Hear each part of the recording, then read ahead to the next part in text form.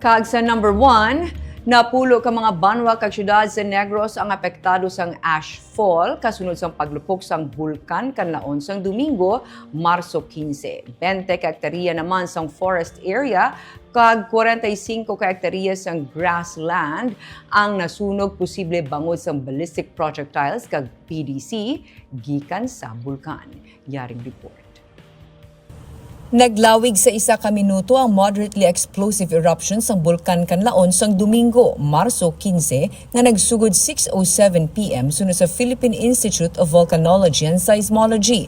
Nag-generate ini sang 5 kilometer high nga eruption column nga nagpadulong southeast kag northeast. Sa mga social media posts, makit-an ini bisan pa sa indi mga kaiping nga lugar sang bulkan. Makaduha ka beses naman nga nagbugas ang abo ang bulkan kanlaon kahapon.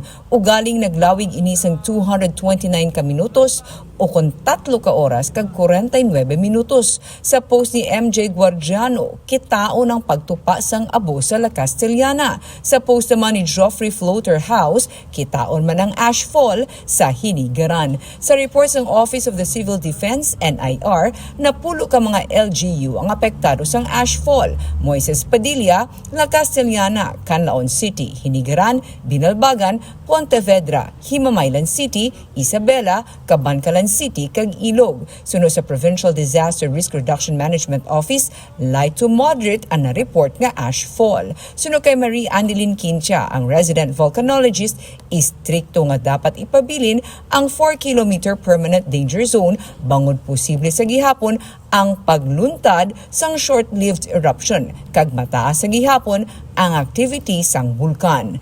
Nagapabilin sa alert level 2 ang bulkan kanlaon. Wala man eruption sa mga adlaw and wala man kita ash emissions. So yesterday lang dito yan. Oo, kung may ara man nag-settle sa subong or na mga na-remobilize, ang kahapon na siya nga eruption, ang ash na.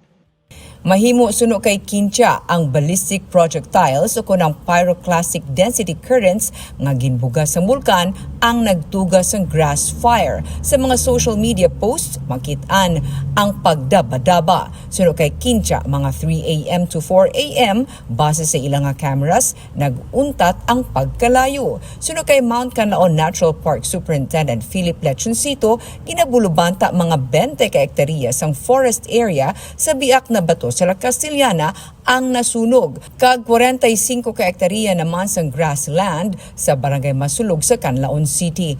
Posible full-grown forest kag secondary forest ang nalabot sang kalayo pero hindi pa nila lubos nga mapat-od ini bangod ang area sakop na sang strict protected zone nga sakop man sang permanent danger zone kung sa diin ginadumilian ang anuman nga human activity.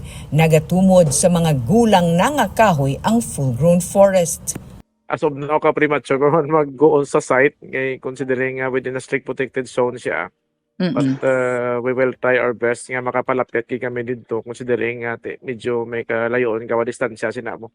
At sa subong time medyo precaution anay. Possible that will be full grown forest to secondary forest. So naka but siyempre may mga existence kinasi sa mga natural grown trees naton sa area. Kung ano na sir man, sorry, in layman. So hindi kinambalan ka daw dense. February 19 kag 26 ang may moderately explosive eruption man ang bulkan kanlaon.